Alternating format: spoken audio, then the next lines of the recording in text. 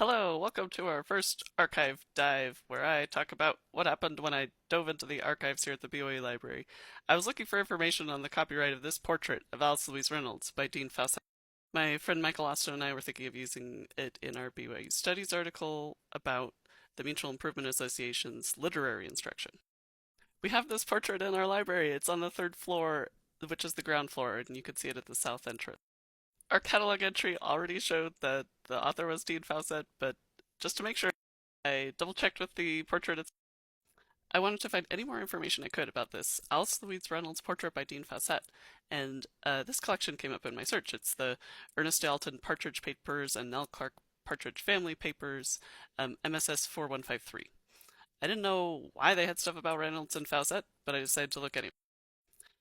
When I got there, it was going to be in one of four boxes, so I decided to just look at them all. That's how it goes with archival research.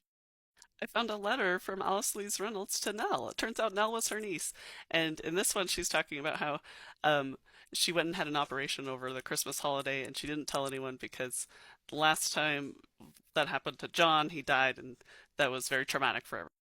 There was also this speech in there and an original of this photo that I recognized from an article in Relief Society magazine.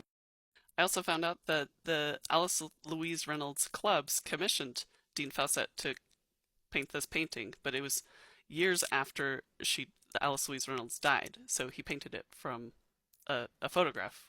And here's the photo that he must have painted the portrait from, because it looks almost exactly like the portrait. I talked to one of my colleagues about finding out of the copyright of Dean Fawcett's paintings, and we weren't able to find like a close relative really quickly who was alive. So I thought, let's just use the picture from the Relief Society magazine that I already know is in the public domain because we have a reproduction on her Wikipedia page. Only we'll just get it higher res so it'll look good in the print issue of the journal.